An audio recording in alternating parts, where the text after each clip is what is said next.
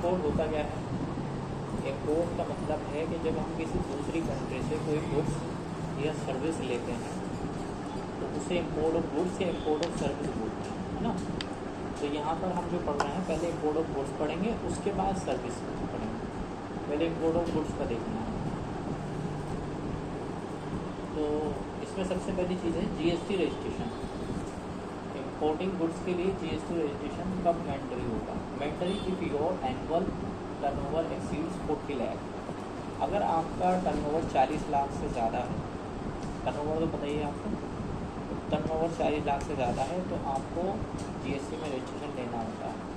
उत्तराखंड के लिए 20 lakh for special category state, जो स्पेशल कैटेगरी स्टेट में आते हैं उनके लिए 20 लाख की लिमिट होती है। जैसे हमारा उत्तराखंड उसमें आता है, यूपी जो है आपका 40 लाख का आएगा, है ना।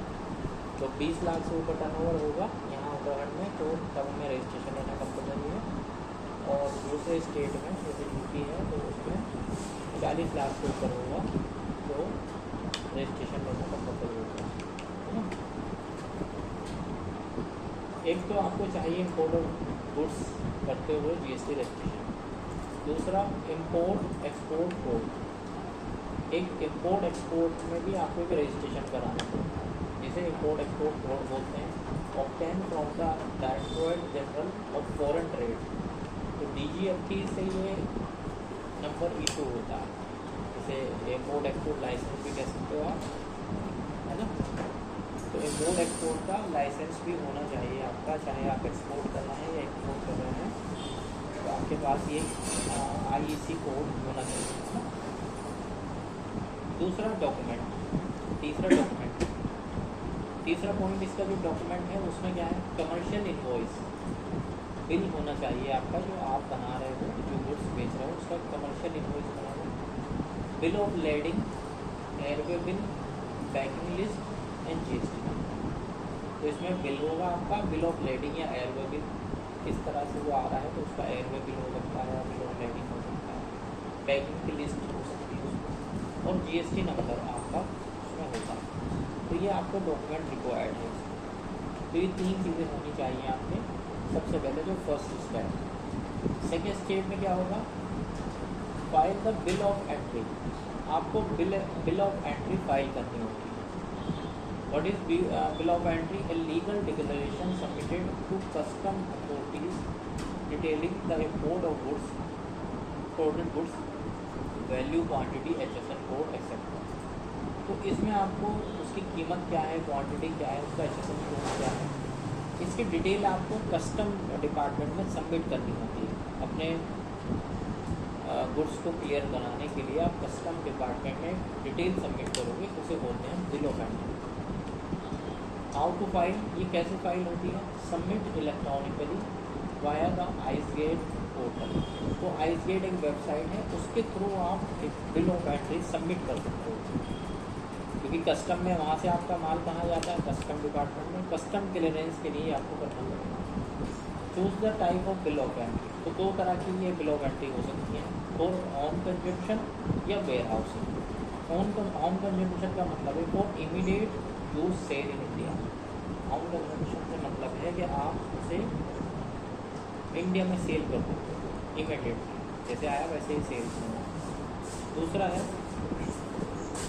या तो सेल कर दोगे या उसे किसी यूज़ में ले लोगे, उससे कोई प्रोडक्ट बना लोगे अपना, है ना। Warehousing for storing goods in a custom ware house.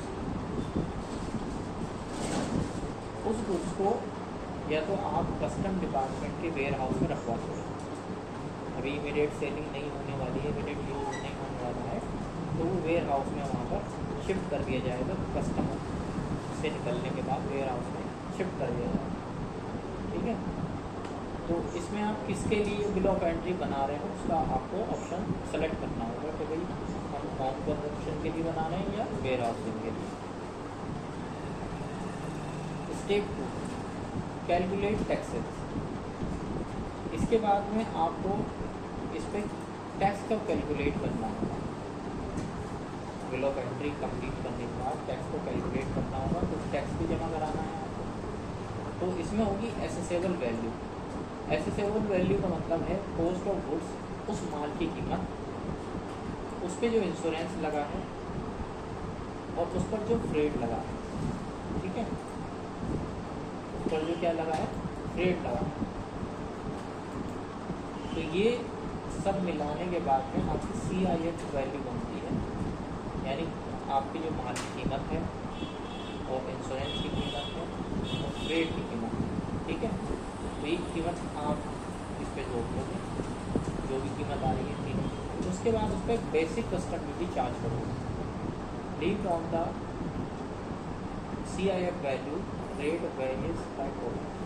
CIF value अलग अलग हो सकती है और उस पर CIF वैल्यू पर, यानी इन सब पर आप क्या है कि एक जगह जोड़ने के बाद SSL वैल्यू पर आप BCD basic custom duty charge करोगे। अब बेसिक कस्टम ड्यूटी के अलग अलग परसेंटेज हो सकते हैं, मान लीजिए मेरे 10% है तो 10% हो सकता है या कोई और परसेंटेज हो सकता है। तो integrated IGST calculated on CIF plus BCD। तो यहाँ पर ये जो SSL वैल्यू है और उस पर जो बेसिक कस्टम ड्यूटी लगाई, इन दोनों को प्लस करके जो वैल्यू आएगी वो होगी टैक्सेबल वैल्यू। GST में वो टैक्सेबल वैल्यू होगी और उस पर जो है IGST चार्ज हो जाएगा, ठीक है। IGST जो परसेंटेज है जो भी उस पर्टिकुलर प्रोडक्ट का परसेंटेज होगा वो उस पर चार्ज कर दिया जाएगा। तो IGST equal CIF value plus BCD और इक्वल GST रेट, है ना। तो GST रेट उस पर चार्ज कर दिया जाता है। तो इस तरह से GST चार्ज होता है इम्पोर्ट और गुड्स पे। बेसिक वैल्यू हो जाएगी उसकी, जिसमें इंश्योरेंस और रेट आएगा, उस सब पर जो वैल्यू आएगी उस पर जुड़ेगा आपका, उस पर वो चार्ज होगा, बेसिक कस्टम ड्यूटी चार्ज होगी। फिर SSL value basic custom duty जो आई है निकल के, उन दोनों को प्लस करने के बाद उस पर IGST चार्ज हो जाएगा। अच्छा, इम्पोर्ट और गुड्स में IGST की चार्ज होगा, आपका CGST GST चार्ज नहीं होता है। इम्पोर्ट एक्सपोर्ट में IGST ही चार्ज होगा, ठीक है। कोई आपसे कह रखा है CGST GST चार्ज होगा, तो वो नहीं होता है। इंटीग्रेटेड टैक्स IGST ही चार्ज होगा, ठीक है।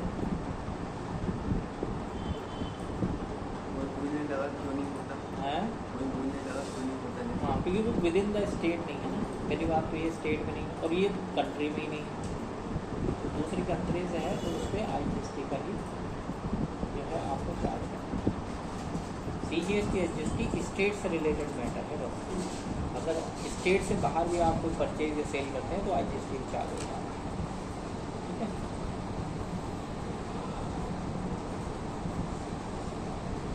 कंपनसेशन सेल्स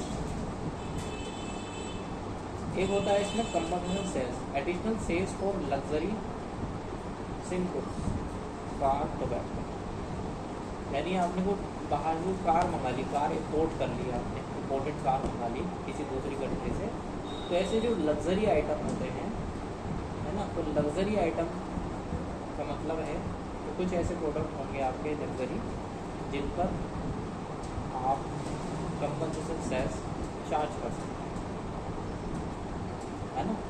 जब ये होम कंडीशन में चार्ज होगा जब कोई लग्जरी आइटम आप इम्पोर्ट कर रहे हो, नहीं तो नहीं होगा चार्ज, ठीक है। तो ये एडिशनल चार्ज होता है। किस तरह से चार्ज होता है ये एडिशनल चार्ज होगा, इसका एग्जाम्पल तो शायद नहीं है होगा। तो CIF वैल्यू आपकी 10 लाख रुपए है, मान लो एग्जाम्पल इसका। तो BCD 10% है, जो 1 लाख रुपये बन रही है 10 लाख, उस पर IGST चार्ज हो गया 18%। तो इन दोनों को मिला के प्लस करके इसको मल्टीप्लाई 18, तो ये 1,98,000 रुपये IGST हो जाएगा। ये प्लस ये टैक्स की वैल्यू 2,98,000 हो गई आपकी, जिसमें BCD 1 लाख और 1,98,000 IGST, है ना। टोटल टैक्स पेबल इतना हो जाएगा। पे टैक्सेस ऑनलाइन, तो ये ऑनलाइन ही टैक्स पेड होंगे। Pay BCD IGST and cess if applicable via the ICEGATE portal use. तो आइसगेट पोर्टल पे ये जमा किए जा सकते हैं। कैसे जमा कर सकते हो आप, जैसे नेट बैंकिंग के थ्रू, NFT RTGS के थ्रू आप ये जमा कर सकते हो। इसको जब डिपॉजिट करा दोगे आप, ये ऑनलाइन डिपॉजिट करा दोगे तो generate an electronic payment receipts, EPR मिलेगा आपको आफ्टर पेमेंट। एक उसका जमा करने की रसीद मिल जाएगी आपको, जिसे बोलते हैं EPR, इलेक्ट्रॉनिक पेमेंट रिसीट्स, है ना। तो कस्टम क्लियरेंस, अब ये सारा कुछ कर दिया आपने, स्टेप 4 कंप्लीट हो गया है, ये आपने कौन सा स्टेप था, स्टेप 2 कंप्लीट हो गया और 3rd भी कंप्लीट हो गया। 3rd में आपने पेमेंट भी करा दिया टैक्सेस का। उसके बाद आता है स्टेप 4। स्टेप 4 में आपको क्या करना पड़ेगा कि कस्टम क्लियरेंस के लिए सारे डॉक्यूमेंट आपको सबमिट करने हैं। Submit the EPR and document to the custom officer for verification. तो उसके वेरिफिकेशन के लिए आपको EPR इलेक्ट्रॉनिक पेमेंट रिसीट भी जमा करनी है और डॉक्यूमेंट्स में क्या था, commercial invoice, bill of lading, packing list, bill of entry, GST number, IAC code वगैरह, जो प्रोडक्ट कोड का लाइसेंस है वो, goods are release after verification. तो ये सारा कुछ वेरीफाई करके आपके गुड्स को रिलीज़ कर दिया जाएगा कस्टम डिपार्टमेंट से, है ना। तो ये 4 स्टेप कंप्लीट होगा। 4 के बाद स्टेप आया 5, तो क्लेम इनपुट टैक्स क्रेडिट। उसके बाद जब आपने ये सब क्लियरेंस करा लिया तो आप ITC क्लेम कर सकते हो। तो ITC क्लेम करने के लिए IGST paid on imports can be claimed as ITC in GSTR 3। तो ITC आप क्लेम कर सकते हो, जो पेड किया था आपने इम्पोर्ट पे उसका ITC क्लेम कर सकते हो आप 3 भी, है ना, ठीक है। तो ये मंथली रिटर्न है आपकी, क्वार्टरली जो होती है उस हिसाब से आप इसे क्लेम कर दोगे 3 भी। Bill of entry detail must reflect in GSTR 2A auto tabulated from custom data, ठीक है। तो ये 2A में आपको रिफ्लेक्ट हो जाएगा ये डेटा, ये 2B में भी आ जाएगा आपका। Goods must be use for business purpose. लेकिन ITC लेने के लिए आपकी कंडीशन होगी कि जो गुड्स इम्पोर्ट किया है वो आपका बिजनेस पर्पज़ के लिए होना चाहिए, पर्सनल के लिए नहीं होना चाहिए। तो ये 5 स्टेप ये थे, ठीक है। इसके बाद कुछ चीज़ें हैं जैसे पोस्ट क्लियरेंस कंप्लाइंस। तो पोस्ट क्लियरेंस कंप्लाइंस के लिए e-way bill generate and e-way bill for transporting goods valued over 50,000, 50,000 से ज़्यादा ही कीमत है तो ई-वे बिल भी बनता है। और GST रिटर्न में GSTR 1 और 3 भी जो है वो फाइल की जाती है। तो GSTR 1 में इनवर्ड सप्लाई फ्रॉम SEZ, तो ये हमें इम्पोर्ट की डिटेल में इसको मेंशन करना पड़ता है। GSTR 3 में भी ये मेंशन करना पड़ेगा। तो डॉक्यूमेंट हमने देख लिए हैं जो डॉक्यूमेंट्स होंगे। अच्छा, special cases and exemption. SEZ imports special economic zone, IGST is not applicable on import into special economic zone.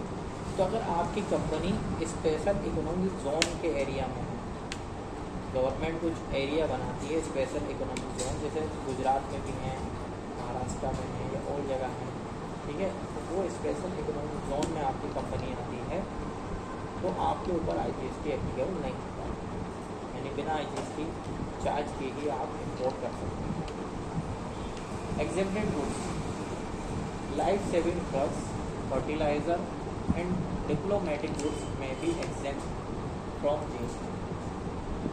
तो कुछ ऐसे जो है प्रोडक्ट्स होते हैं जिन पर GST चार्ज नहीं होता है, जो exempted. Deemed export, goods imported for specific project infrastructure में क्वालिफाई फॉर रिफंड्स। तो कुछ स्पेसिफिक प्रोजेक्ट होते हैं इंफ्रास्ट्रक्चर वगैरह के, जहाँ पर आपको रिफंड भी क्लेम कर सकते हैं आप। पेनल्टी फॉर नॉन कंप्लाइंस, अगर ये इस प्रोसीजर के हिसाब से नहीं किया जाता है तो लेट पेमेंट पर 18% इंटरेस्ट लगता है प्लस 10% टैक्स अमाउंट पर पेनल्टी भी लगती है ना। Incorrect classification, penalty for wrong HSN code for under valuation. आपने गलत HSN कोड दिखा दिया जिससे आपकी वैल्यू अंडर हो गई, यानी HSN कोड पे ही डिपेंड करता है कि आपका 18 लगेगा, 5 लगेगा, 12 लगेगा। तो आपने ऐसा कोड दिखा दिया, प्रोडक्ट कुछ और था, कोड कुछ और दिखा दिया, जिससे वो जो माल की कीमत है वो कम हो गई, और कम हुई तो टैक्स भी आपने वो माल की कीमत पे होंगे, वो टैक्स की कीमत कम हो गई, इसका परसेंटेज डाउन हो गया तो टैक्स की वैल्यू भी कम हो जाएगी। तो वहाँ पर आपका जो है पेनल्टी लग सकती है। ITC reversal, ITC must be reversal if the goods are use for non business purpose. अगर आपने उस गुड्स को बिजनेस पर्पज के लिए नहीं दिया है, पर्सनल के लिए दिया है, तो फिर यह ITC आपको रिवर्स करना पड़ेगा। ITC क्लेम नहीं कर सकती, पेड तो होगा पर क्लेम नहीं होगा। Example item machinery parts Germany to India, Germany से कोई आपने मशीनी पार्ट्स मंगाए जिसकी कीमत 20 लाख है, उस पर 12% बेसिक कस्टम ड्यूटी है ना। तो IGST जो चार्ज होगा 20 लाख प्लस 2,40,000 इन दोनों को जोड़ के 18% उस पर GST लग जाएगा। ये BCD 12% लगता है, ये 12% लगता है BCD। ये अलग अलग परसेंटेज हो सकता है प्रोडक्ट के हिसाब से, 10% का ऊपर जैसे 12 है, कम भी हो सकता है, तो नॉर्मली 10% ज़्यादा लगता है। तो यहाँ पर ये आ गया है ना। इसके बाद की रिसोर्सेज कुछ इसकी वेबसाइट जो यूज़ में आएंगी आपकी, जैसे GST track ITC and file. तो ITC ट्रैक करने के लिए और रिटर्न फाइल करने के लिए आपको यहाँ से करना है IGET file POE and paid taxes, tax का पेमेंट करने के लिए और बिल ऑफ एंट्री फाइल करने के लिए आपको ये वाली वेबसाइट यूज़ करनी है, ठीक है। अप्लाई फॉर IEC कोड, जो इम्पोर्ट एक्सपोर्ट का लाइसेंस है, तो इस वाली साइट से आप अप्लाई कर सकते हैं, ठीक है। तो ये तो रही बात इसकी इम्पोर्ट और गुड्स की। अब दूसरी चीज़ आती है इसके अंदर इम्पोर्टिंग सर्विसेज अंडर GST, है ना। तो importing services under GST is govern by the reverse charge mechanism where the recipient importer in India is liable to pay GST। तो यहाँ पर क्या है, रिवर्स चार्ज के अंतर्गत आपको इम्पोर्ट ऑफ सर्विस पे GST पेड करना है। What is import of service? Import of service क्या है? Receiving service from a foreign supplier, कोई सर्विस ले रहे हो आप किसी विदेशी सप्लायर से, इंडिया के बाहर पर्सन से, outside India, where the recipient located is in India, जो इंडिया में लोकेटेड है, ठीक है, वो ले रहा है सर्विस। तो tax liability, if the foreign supply is unregistered in India, the Indian recipient must pay IGST under RC, ठीक है। तो अगर फॉरेन सप्लायर अनरजिस्टर्ड है इंडिया में उसका कोई GST नंबर नहीं है, तो फिर आपको RCM के अंतर्गत GST पेड करना पड़ेगा, रिवर्स चार्ज, यानी जो परचेज करेगा उसे ही पेड करना है टैक्स, वही खुद पेड करेगा और वही खुद उसे ITC को क्लेम करेगा जो सर्विस को इम्पोर्ट कर रहा है। दूसरा है if foreign supply is registered India, अगर कोई विदेशी सप्लायर है वो इंडिया में ही रजिस्टर्ड है, they must charge and collect ITC, तो फिर वही आपको टैक्स लगा के देगा, फिर आपको रिवर्स चार्ज में पेड नहीं करेगा, ठीक है। Step by step procedure. First step इसका क्या है, डिटरमाइन GST रजिस्ट्रेशन रिक्वायरमेंट। सबसे पहले हम ये देखना होता है कि हमारी GST की रिक्वायरमेंट इसमें है, कब है या कब नहीं। तो वो ये इसमें सर्विस के केस में क्या है 20 लाख और स्पेशल कैटेगरी स्टेट के लिए 10 लाख, ठीक है। तो no registration needed if the importer service is exempt health care educational services. अगर आपका टर्नओवर ज़्यादा है लेकिन आप हेल्थ केयर एजुकेशन सर्विस से रिलेटेड कोई सर्विस इंपोर्ट कर रहे हैं तो आप पर कोई GST नहीं, मतलब GST रजिस्ट्रेशन लेने की लायबिलिटी नहीं होगी। स्टेप सेकंड है आइडेंटिफाई टैक्स लायबिलिटी। तो टैक्स लायबिलिटी को आइडेंटिफाई करना, RCM applicability. Check place of supply for imported services, the place of supply recipient located in India. तो रिसिपिएंट जो है इंडिया में लोकेटेड होना चाहिए RCM लगना चाहिए। Tax rate IGST charge as per the GST rate applicable the service 18% for consulting and 12% for IT services. तो अलग अलग सर्विस के अलग अलग परसेंटेज हो सकते हैं, है ना। उस हिसाब से आपको अपना रेट फाइंड आउट करना है और फिर GST चार्ज कर देना है।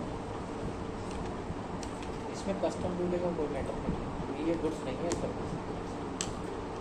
Calculate IGST taxable value of service invoice amount converted to India using the RBI exchange rate on the date of payment invoice. तो आपको जब आपके पास बिल आया है, ठीक है, या आपने पेमेंट कर दिया है, या तो आप पहले एडवांस में पेमेंट कर दोगे या आपके पास बिल आएगा उसका।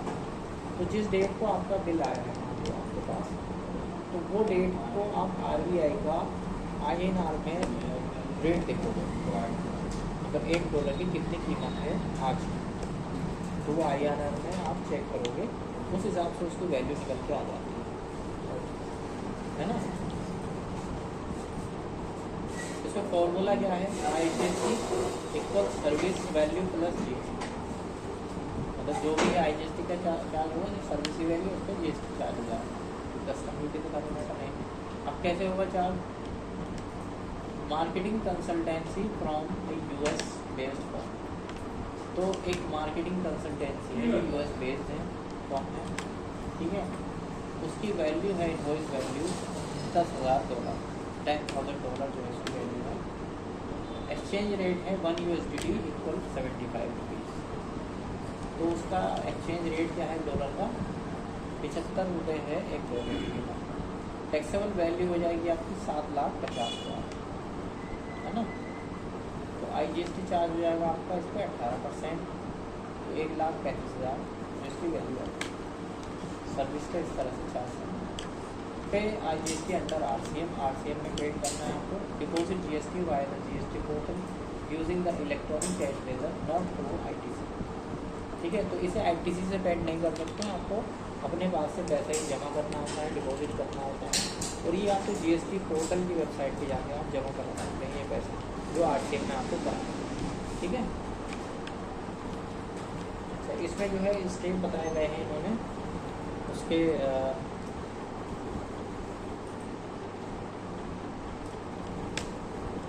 किस तरह से आप इसको करोगे। Navigate to services payment create चला, तो यहाँ पर आप सर्विसेज पेमेंट में जाओगे, यहाँ से क्रिएट चलाना चाहेंगे और वहाँ से आप इसको टैक्स को जमा करा देंगे। ये GST पोर्टल पर हो जाएगा। Issue self invoice, requirement generate self invoice for imported service since the foreign supplier was not issue A GST invoice. अगर फॉरेन सप्लायर इंडिया में रजिस्टर्ड नहीं है तो वो GST का बिल बनाएगा नहीं, तो आपको सेल्फ इनवॉइस बनानी होती है। उसके भी यहाँ पर आप एक बिल बनाओगे, है ना। डिटेल टू इंक्लूड, उसमें डिटेल इंक्लूड होगा, recipient GST number, service description, taxable value IGST की amount and not tax payable under RCM, है ना। तो ये इस तरह से जो है आपका एक RCM में बिल बन जाएगा जो आप अपने यहाँ बनाओगे। क्लेम इनपुट टैक्स क्रेडिट, उसके बाद आपको ITC क्लेम करना है। Eligibility, ITC can be claimed if the importer services is use for business purpose. तो ITC क्लेम कर सकते हो अगर आप ये जो सर्विस ली है बिजनेस पर्पज के लिए है तब। तो प्रोसेस क्या है, report the IGST paid in GSTR 3B table 4D ITC on involve supply under RCM। Ensure the sale invoice detail are manually added GSTR 2A for reconciliation. तो यहाँ पर आपको जो है GSTR 3B फाइल करना होगा जिस पर आप अपना ITC क्लेम कर सकते हैं, है ना। तो आपको रिटर्न कोई फाइल करनी है अपनी GSTR 1 अच्छा, import of service not reported in GSTR 1, क्योंकि ये इम्पोर्ट ऑफ सर्विस है तो ये जो GSTR 1 में तो शो होगी नहीं, है ना। 3B में इसको आपको दिखाना है, जिसमें आप पहले तो इसे ITC पहले लाइबिलिटी में दिखाओगे और उसमें जो है ITC क्लेम करोगे 4A के 5 ऑप्शन, और उसमें लाइबिलिटी के लिए 3.1 में D में दिखाओ। Compliance requirement, time limit for ITC claim, ITC must B claim by the earlier of. तो इससे पहले आपको ITC क्लेम करना होगा। ड्यू डेट ऑफ सितंबर और 2 year from the date of payment. तो या तो आपकी जो सितंबर की रिटर्न है उससे पहले आप क्लेम कर लो, या 2 साल में पेमेंट डेट से 2 साल के अंदर आपको ITC क्लेम करना है जो आपने रिवर्स चार्ज पेड किया। E invoicing not required for RCM transaction, तो RCM ट्रांजेक्शन पर ई इनवॉइस की रिक्वायरमेंट नहीं है। स्पेशल कैसेज एंड एग्जम्पशन, तो ये जो online information database access and retrieval services होती हैं, services like Netflix cloud storage और SaaS provided by foreign vendor. तो ये जो नेटफ्लिक्स की सर्विस है ना। इस तरह की जो सर्विस है उस पर टैक्स लायबिलिटी होगी आपके रेसिपिएंट इंडिविजुअल और business must pay IGST directly. तो यहाँ पर आपको डायरेक्टली जो है ये पेड करनी होती है, तो ये वाली सर्विस होती है OIDR। एग्जाम सर्विस वही है educational health care service receive for personal use के लिए वो सर्विस ले रहे हैं, हेल्थ केयर या एजुकेशनल हेल्थ सर्विस, तो वो एग्जाम है। SEZ import by SEZ are zero rated no GST payable. तो SEZ में कोई SEZ स्पेशल इकोनॉमिक जोन में कंपनी है, वो कोई सर्विस लेते हैं तो उन्हें GST पेड नहीं करना पड़ता। डॉक्यूमेंट रिक्वायर्ड क्या है? फॉरेन सप्लायर्स इनवॉइस, जो विदेश में जो दूसरी कंट्री में जो सप्लायर है उसका बिल, प्रूफ ऑफ पेमेंट, क्या आपने पेमेंट किया है उसको, self invoice with GST number and RCM detail, RCM की डिटेल की और सेल्फ इनवॉइस आपको यहाँ पे जनरेट करनी है। Agreement contact with the foreign supplier, कोई कॉन्टैक्ट है, कोई एग्रीमेंट है आपका फॉरेन सप्लायर के साथ, तो वो ये document required. Penalty 18% annual interest on unpaid tax. तो अनपेड टैक्स जो है अगर टैक्स पेड नहीं करा तो उसका 18% इंटरेस्ट लगेगा। इनकरेक्ट ITC क्लेम तो ITC रिवर्सल पर 24% इंटरेस्ट, तो ITC रिवर्स भी करना होगा और 24% इंटरेस्ट देना होगा।